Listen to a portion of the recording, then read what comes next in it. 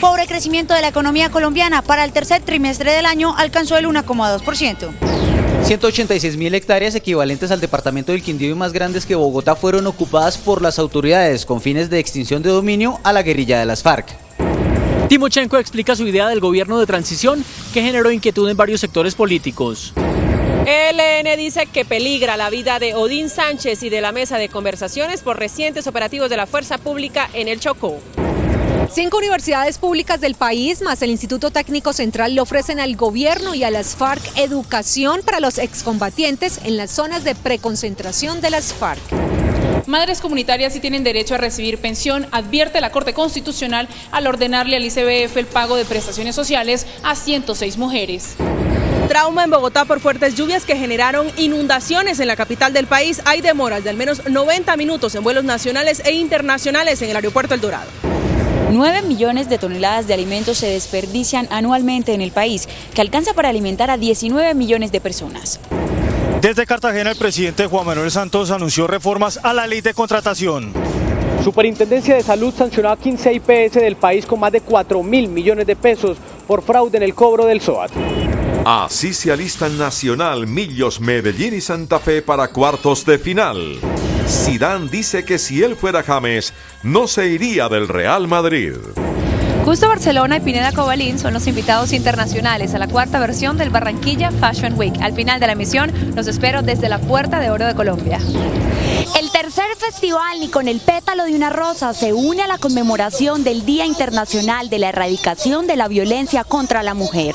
Al final de la emisión conoceremos todos los detalles. Buenas noches, nuestros secretos de hoy.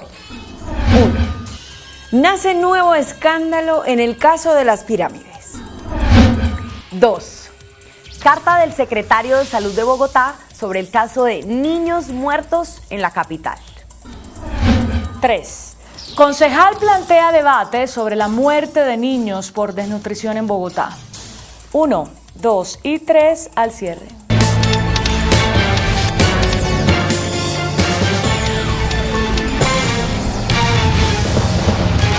Buenas noches. La economía colombiana registró una de las más fuertes caídas de los últimos años. Creció 1,2% en el tercer trimestre del año. La construcción presentó las cifras más altas, mientras que el comercio apenas alcanzó un aumento del 0,1%. En el tercer trimestre de este año, el crecimiento económico del país se desaceleró. La economía colombiana creció 1,2%. En el tercer trimestre de 2016. Los sectores con mejores resultados fueron construcción, financiero e industria. Por el contrario, los que más cayeron fueron transporte, agricultura, electricidad, gas y agua y minero energético. El paro camionero que se vivió a principios de este semestre afectó fuertemente el crecimiento económico del país. Planteado, el dato del tercer trimestre fue malo. Reflejó en muy buena parte el paro camionero, que pasó una cuenta de cobro muy grande. Sectores como café se vio afectado por el paro, la industria manufacturera también. Teniendo en cuenta este nuevo dato, el gobierno replanteó su proyección de crecimiento del PIB. Ya no estará en el 2,5% que habíamos proyectado, sino muy cerca, en línea con lo que dice el comunicado de la Junta Directiva del Banco de la República, al 2%. Las autoridades ocuparon más de 186.000 hectáreas con fines de extinción de dominio en el departamento de Caquetá. Los terrenos estaban controlados por la guerrilla de las FARC, según el fiscal general Néstor Humberto Martínez. Los terrenos baldíos fueron identificados por las autoridades en Cartagena del Chairá, departamento de Caquetá, y estos, según el ente investigador, eran controlados por la guerrilla de las FARC. Equivalen a 186.336 hectáreas, un territorio más grande que el departamento del Quindío y que el distrito capital de Bogotá. La ubicación se dio luego de la ocupación de 2 fincas cuyos terrenos fueron adjudicados irregularmente por exfuncionarios del INCODER. Genere compulsas de copias contra los antiguos funcionarios de INCODER que se habían dado a la tarea de legalizar estas tierras con destino a las FARC. Los terrenos baldíos ocupados por las autoridades fueron entregados a la Agencia Nacional de Tierras, que de ahora en adelante los administrará. Vamos a garantizar que haya un acceso equitativo a la tierra por parte de los campesinos. Otros bienes avaluados por cerca de 8.000 millones de pesos por procesos de narcotráfico y captación de dinero también fueron ocupados. El máximo jefe de las FARC, Rodrigo Londoño alias Timochenko, explicó la idea de un gobierno de transición que propuso en la firma del nuevo acuerdo de paz.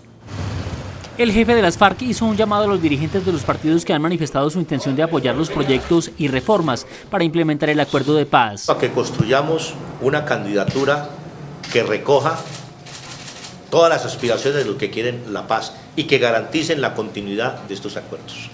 Aclaró que no se trata de su propia candidatura, sino de buscar una persona que no genere resistencias.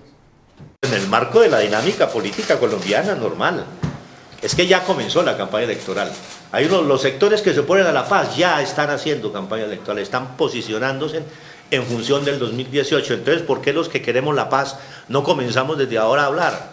Timochenko también dijo que no se trata de modificar los periodos electorales ni de impulsar un nuevo gobierno de Santos, sino de buscar una candidatura en el marco de las normas actuales.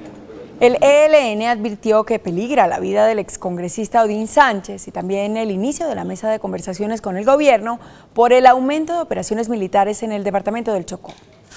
A través de un comunicado, la delegación del ELN asegura que en las últimas semanas nuevas tropas del gobierno han sido llevadas al Chocó para incrementar las operaciones punitivas contra los frentes guerrilleros del Ejército de Liberación Nacional, por lo que han crecido los enfrentamientos militares diarios. Señalan además que este aumento de la confrontación bélica coloca en peligro el proceso de liberación de Odín Sánchez, impide que se entregue la prueba de supervivencia de este retenido y coloca en riesgo la misma vida de esta persona. El jefe del equipo negociador, Juan Camilo Restrepo, salió en defensa, dijo que la fuerza pública tiene la soberanía para defender el territorio colombiano. Es un desatino, el ejército y las fuerzas de seguridad tienen toda la autonomía para actuar soberanamente en cualquier parte del territorio nacional donde lo juzguen conveniente, pero esto de ninguna manera dispensa al ELN de ser el directo responsable por la vida y la integridad de Odín Sánchez. Reiteró que la condición indispensable para que se dé inicio formal a la mesa de negociación en Quito es la entrega de Odín Sánchez sano y salvo.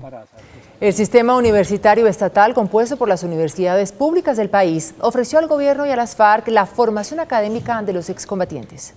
Cuadernos, marcadores y el tablero del aula de salón, las nuevas armas de los excombatientes de las FARC. El sistema universitario estatal de Bogotá, compuesto por las 5 universidades públicas, ofrece toda su disponibilidad para iniciar lo más pronto posible procesos de formación de los excombatientes en las zonas veredales de concentración. Se estima que son 8.000 excombatientes que recibirán un beneficio que también podrán abarcar a familias y víctimas. Lo que nos manifestaron fue en el área de la salud, en el área de la agricultura, en el área industrial, de la administración de empresas, por supuesto la preparación para la vida política y también para la formación docente. La directora de Bienestar Familiar, Cristina Plazas, aseguró que el fallo de la Corte Constitucional que beneficia con pensión a 106 madres comunitarias pone en riesgo financiero a la entidad. La Corte Constitucional determinó que el Instituto Colombiano de Bienestar Familiar vulneró los derechos a la igualdad, la seguridad social, la dignidad humana, el mínimo vital y el trabajo por no pagar los aportes pensionales a madres comunitarias que trabajaron desde 1988 hasta el 31 de enero de 2014. Frente a esta decisión, el Instituto Colombiano de Bienestar Familiar aseguró que aunque no ha sido notificado, desde ya se advierte que es preocupante. Hasta el momento no conozco ni he sido notificada del fallo. Lo que sí hemos advertido en diversas ocasiones es que un fallo adverso podría quebrar el Instituto Colombiano de Bienestar Familiar, poniendo en riesgo los derechos de los niños que están por encima de cualquier otro derecho. Indicó que incluso dicho fallo puede poner en riesgo el programa de madres comunitarias. Hoy se conocieron cifras alarmantes sobre la violencia contra las mujeres. 7 de cada 10 han sido víctimas de algún tipo de agresión. Este año van 28 muertes de mujeres más que el año pasado. Los ataques se registran principalmente el domingo. Homicidios en niñas de 0 a 4 años y de 4 a 9 años que preocupan. Estamos hablando del sector justicia, por ejemplo, o del sector salud también, donde llegan muchísimas mujeres víctimas de violencia física y de violencia sexual. Mientras las autoridades lanzan una alerta por el incremento de todo tipo de violencia contra la mujer, principalmente la doméstica, pasando de 27.000 a 34.000 casos en el último año, ellas se movilizan en todo el país y exigen respeto. No queremos en el departamento y en Colombia ninguna mujer víctima de ningún tipo de violencia. El elemento más frecuente en violencia hacia la mujer intrafamiliar es el elemento contundente. Le sigue las armas cortopunzantes y en tercer lugar las armas de fuego. Y en el Huila, una líder campesina fue asesinada hoy por sicarios, mientras que en el Atlántico, una defensora de víctimas resultó ilesa tras un atentado en su contra. CNI conoció un video cuando familiares celebraban el cumpleaños de Marcelina Canacué, quien fue asesinado hoy por un hombre al momento de salir al lado de su nieta de 9 años, luego de recibir las notas del colegio. Este hecho ocurre en medio de la conmemoración del Día de la No Violencia contra la Mujer. Por su parte, los familiares de Marcelina Canacué niegan que esta mujer haya pertenecido al movimiento de Marcha Patriótica. 3 disparos hicieron blanco en la camioneta blindada que la Unidad Nacional de Protección asignó a Marta Díaz, la defensora de víctimas que en 6 años ha recibido 3 amenazas de muerte. Hombres en moto la atacaron en el sur de la ciudad. Marta Díaz pidió a la Policía Nacional que se investiguen los hechos, pues dice, seguirá defendiendo a las víctimas. Marta Díaz es la fundadora y presidenta de la Fundación Familias Unidas por un Solo Dolor, que en la costa atlántica inició la defensa de quienes fueron víctimas de los llamados falsos positivos. Poco a poco se normaliza la situación en Bogotá luego de que las lluvias de las últimas horas provocaran inundaciones y dificultades en la operación aérea. Las fuertes precipitaciones y tormentas eléctricas en Bogotá, que se registraron desde las 6 de la tarde hasta las 7 de la noche, provocaron caos, inundación y congestión en el noroccidente de Bogotá. Las fuertes lluvias provocaron empozamiento en la calle 80 a la altura de la carrera 68, donde los bomberos hacen presencia. Los espejos de agua de 30 a 40 centímetros también se registraron en el sector de la Estrada, las Ferias y la carrera 13 a la altura de la calle 135. Las condiciones climáticas provocaron retrasos de 90 minutos en los vuelos nacionales e internacionales, a pesar de que El Dorado opera en este momento con normalidad. Salió a las 5:30 de Barranquilla y ahora mismo está en Medellín. Me dijeron que a las 10 de la noche llegaba. La Fiscalía capturó a 14 personas, entre ellas varios servidores públicos, quienes se infiltraron a la policía y a la Fiscalía para entregar información a organizaciones criminales. La Fiscalía desarrolló un operativo contra el tráfico de estupefacientes en Bogotá, Medellín, Cali y Cartagena. Se logró la captura de 14 personas vinculadas a esta organización. Entre los capturados se encuentran 2 militares, 2 funcionarios del CTI y un policía, quienes estaban aparentemente al servicio de organizaciones criminales. Suministro información privilegiada a la organización criminal para facilitar su actuación. Se determinó que dicha organización estaba ubicando a un testigo protegido. Es parte de la investigación, pero sí los habrían contactado no solamente con el fin de determinar la ubicación del testigo, sino adicionalmente atentar contra su vida. Obviamente la Fiscalía General de la Nación tomó los correctivos necesarios en el momento adecuado. Los capturados fueron cobijados con medida de aseguramiento. Pese a la división interna del Partido Conservador, la convención de la colectividad que se cumplirá este fin de semana buscará unir al partido y tomará posición frente a temas como la refrendación del acuerdo de paz y la reforma tributaria, según reveló el presidente de la colectividad, David Barguil. Para David Barguil, quien el próximo domingo entrega la presidencia al Partido Conservador, la gran apuesta de la colectividad es lograr la unión. Usted me habla de la unidad, esa es una de mis mayores frustraciones al frente del partido. Nos dividimos. Y cuando nos dividimos, pierde el conservatismo y pierde Colombia. Durante la convención, el Partido Conservador decidirá también si van con candidato propio a las próximas elecciones presidenciales. Vamos además a votar un mandato, y es que el conservatismo tenga candidatura presidencial para el 2018 y la convención debe proclamar ese mandato por parte de los que hacen parte de la misma. Otros sectores conservadores tienen distintas opiniones. También vamos a hacer prospectiva y dentro de esa prospectiva lavar los trapos sucios en casa y desde luego proyectar al partido para la retoma del poder. A la convención asistirán 4.000 delegados de todo el país. El superintendente de Salud, Norman Julio Muñoz, anunció las primeras sanciones a las IPS que defraudaron al sistema a través del Seguro Obligatorio de Accidentes de Tránsito, SOAT.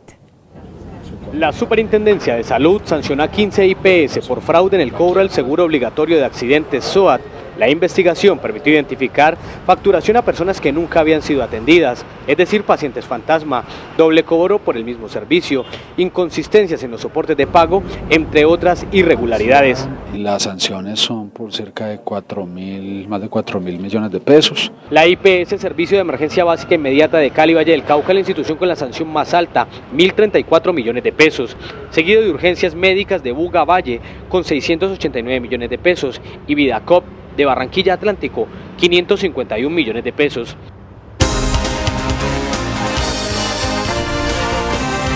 En el cierre del Congreso de la Infraestructura en Cartagena, el presidente Juan Manuel Santos anunció cambios en el Estatuto de Contratación. Freddy Gómez, desde La Heroica, muy buenas noches. Detalles de la información. María Andrea, muy buenas noches. Pues en la clausura del Congreso de la Cámara Colombiana de la Infraestructura, el presidente Juan Manuel Santos anunció reformas de fondo en lo que es la ley de contratación con el fin de blindar los recursos y que se garantice toda la destinación de los dineros a los diferentes entes territoriales. Esto se buscará a través del Congreso de la República. Vamos a establecer, como aquí se ha dicho, pliegos únicos para evitar que haya manipulación o direccionamiento en los procesos de contratación. Eso tenga la seguridad de que lo vamos a hacer.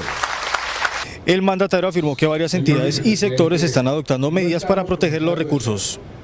Entidades como el INVIAS ya montaron pliegos estandarizados de condiciones que son un ejemplo para el país. Por otro lado, anunció que la valorización para el sector de la infraestructura será incluida en la reforma tributaria estructural a consideración del Congreso de la República. Esta mañana le di instrucciones al ministro de Hacienda para que la considere positivamente y esto nos va a garantizar una buena fuente adicional para las obras de infraestructura que aún nos hacen falta. Los diferentes empresarios del sector de la infraestructura recibieron el anuncio con positivismo, pero hicieron el llamado al gobierno de que esta ley sea aprobada lo antes posible, con el fin de garantizar lo que son los recursos de la ley de contratación. Desde Cartagena, con la cámara de Fernando Mora, Freddy Gómez, MI La Noticia. Freddy, gracias y muy buenas noches. El director de Planeación, Simón Gaviria, reveló un estudio en el cual se advierte que más de 9 millones de toneladas de comida se desperdician anualmente en el país. El Gobierno Nacional, a través del Departamento Nacional de Planeación y el Ministerio de Agricultura, lanzó la iniciativa Desperdicio Cero, que busca disminuir la pérdida y derroche de los alimentos. Colombia desperdicia 34% de la comida que produce, aproximadamente 9.74 millones de toneladas de comida. 19 millones de colombianos pueden comer con lo que se desperdician alimentos anualmente en el país. Alimentos que contribuyen en ese desperdicio, el más importante, 6 millones de toneladas, es un desperdicio de frutas y verduras y casi 3 millones de toneladas está en tubérculos, así que en esos dos sectores tenemos que trabajar muy duro. Una de las principales causas de desperdicio de alimentos es el acceso insuficiente a maquinaria y equipos adecuados por parte de los productores y comerciantes. La iniciativa ofrece líneas de crédito especiales para fomentar el acceso a este tipo de activos. La Junta Directiva del Banco de la República mantuvo en 7,75% las tasas de interés. 5 de los 7 miembros de la Junta Directiva del Banco de la República votaron por mantener las tasas de interés de intervención en 7,75%. La decisión de mantener inalterada la tasa de interés de intervención contó con la aprobación de 5 miembros de la Junta. Los 2 restantes votaron por una reducción de la tasa de interés de 25 puntos básicos. Según el ministro de Hacienda, en el emisor saben que deben comenzar a bajar los intereses. Hay un entendimiento que hacia adelante el siguiente paso va a ser bajar las tasas de interés. De pronto hay discusión sobre el cuándo se daría esa decisión. Por el momento los tipos de interés continuarán en 7,75% debido a las proyecciones de inflación. Aunque las medidas de inflación básica y las expectativas de inflación a un año aún superan la meta y los cambios recientes en el contexto internacional han inducido una depreciación del peso. La Junta hizo un llamado al Congreso sobre la reforma tributaria. De no aprobarse la reforma tributaria, se comprometería la calificación crediticia del país, con lo cual se producirían efectos inflacionarios asociados a una mayor devaluación del peso. En diciembre habrá una sesión extra de la Junta del Banco para la elección del nuevo gerente. Los codirectores y el ministro Cárdenas ya dieron sus nominados. Las iglesias católica y cristiana rechazaron la reforma tributaria que iniciará su trámite la próxima semana en el Congreso. Aseguran que incluirlas como fundaciones sin ánimo de lucro atenta contra su subsistencia. Para el representante de la Conferencia Episcopal, la reforma tributaria atenta contra el funcionamiento de la Iglesia Católica y frena su expansión. Pónganse ustedes a pensar, un sacerdote del Alto Baudó en el Chocó, de la región de Guapi, del Baupés, ¿cuánto le vale salir en transporte fluvial a buscar una cámara de comercio para matricularse? ¿Cuál es el costo-beneficio? El costo muchísimo, porque la inscripción la liquidan sobre el total de los activos. La Iglesia Cristiana, por su parte, dice que la reforma tributaria destroza el trabajo de sus congregaciones. Es definitivamente la destrucción del trabajo que la Iglesia desarrolla, en el caso particular de la Iglesia Cristiana, más de 150 años, llegando a lugares donde el Estado no llega. La reforma tributaria estructural radicará la próxima semana su ponencia para el inicio de la discusión. El gobierno espera que sea aprobada este año. El índice de capitalización de la bolsa, que mide el comportamiento de las 20 principales acciones, cerró a la baja. El índice de capitalización de la Bolsa de Valores bajó 1,01% a 1.295 unidades. La acción que más subió fue Preferencial Carvajal, con una valorización de 3,77% a 3.300 pesos. La acción que más cayó fue Grupo Argos, con una pérdida de 2,96% a 18.340 pesos. La acción más transada de la jornada fue Preferencial Da Vivienda, al movilizar más de 12.000 millones de pesos. El precio del dólar también cerró a la baja. Indicadores económicos del día en CMI. La tasa representativa del mercado, que regirá hasta el próximo lunes, será de 3.170 pesos con 64 centavos. Los profesionales de cambio compran la divisa en 2.900 pesos y la venden en 2.930 pesos. Un euro cuesta 3.355 pesos con 50 centavos. La libra de café se cotizó en $1 con 55 centavos. El azúcar se transó en 19,87 centavos de dólar la libra. El barril de petróleo WTI se cotizó en $45 con 99 centavos. Con las propuestas creativas de los diseñadores presentes en la cuarta versión del Barranquilla Fashion Week, los espero después de comerciales desde la Universidad del Norte, con esta, la Semana de la Moda del Caribe colombiano. Después de comerciales, veremos un espectáculo de luces en conmemoración del Día Internacional de la Erradicación de la Violencia contra la Mujer. Ya nos vemos. Hola, muy buenas noches. Para mí es un gustazo saludarlos desde la Puerta de Oro de Colombia, que vive su Barranquilla Fashion Week. Estas son algunas de las propuestas de esta primera jornada de la feria en su cuarta versión. El SENA tuvo participación en este desfile inaugural con vestidos de gala con aires románticos.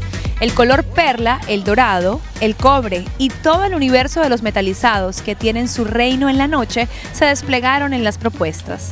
Mila Clever le apuesta a los vestidos de baño con aires ochenteros. Con Bomi vimos una pasarela de ropa interior. Los straps o tiras que abrazan el cuerpo en distintas formas siguen siendo tendencia. Los invitados internacionales al Barranquilla Fashion Week tienen una cosa en común: su pasión por los estampados, por los grafismos. Uno es de España y el otro de México. Hoy estuvimos con ellos, Custo Barcelona y Pineda Cobalín. El barcelonés Custo Dalmau llega nuevamente a Colombia y por primera vez a Barranquilla. Mañana presentará aquí la colección que este mes de septiembre desfiló en las pasarelas del New York Fashion Week. Es una colección que se titula Way More, un poco más, o en este caso mucho más, porque es una colección no minimalista y es una colección que está basada en nuestra identidad de fusión de grafismos, materiales y colores. Va subiendo la corriente con chinchorro y atarraya, la canoa de Bareque para llegar a la... Y de México, Pineda Cobalín será la firma invitada especial. Hablamos con Ricardo Cobalín, uno de sus diseñadores. En un principio la idea fue diseñar productos culturales que engrandecieran la cultura de México, que nos ayudaran a conocer nuestras tradiciones, nuestras costumbres. Poco a poco ha crecido, no solo de México, ya hemos hecho colecciones de Latinoamérica, incluso de Colombia. El pecador habla con la luna, habla con la playa, no tiene por otro lado. Y ahora nos trasladamos a Bogotá porque la tendencia hoy en Colombia y en el mundo es la celebración del Día Internacional de la Erradicación de la Violencia contra la Mujer.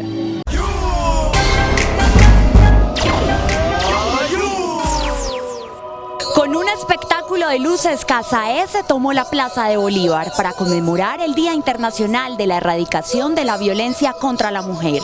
Con un mensaje de rechazo a la violencia que sufren las mujeres, el Festival Internacional Ni con el pétalo de una rosa ofrece un espectáculo de danza aérea con el acompañamiento de 10 alabadoras de Condoto, Chocó.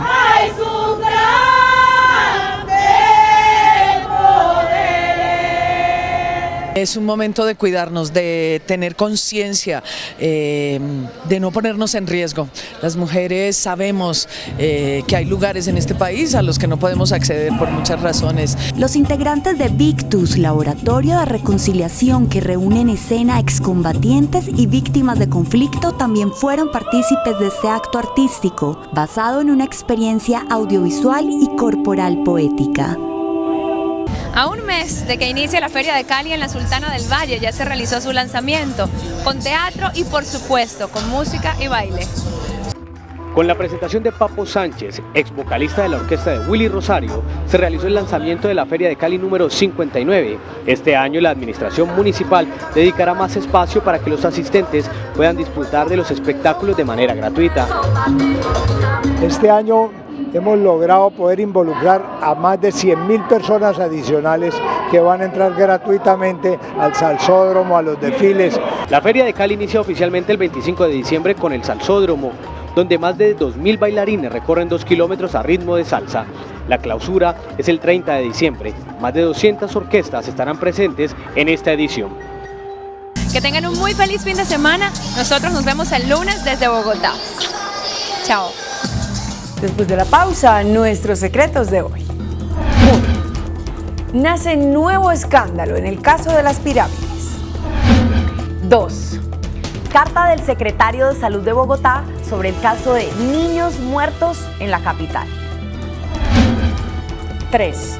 Concejal plantea debate sobre la muerte de niños por desnutrición en Bogotá. 1, 2 y 3 después de comerciales.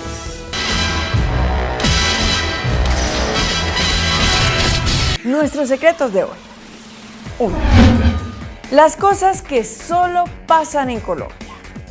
Hace 8 años, en noviembre de 2008, estalló uno de los escándalos financieros más graves del país, el derrumbe de las pirámides o captadoras ilegales de dinero.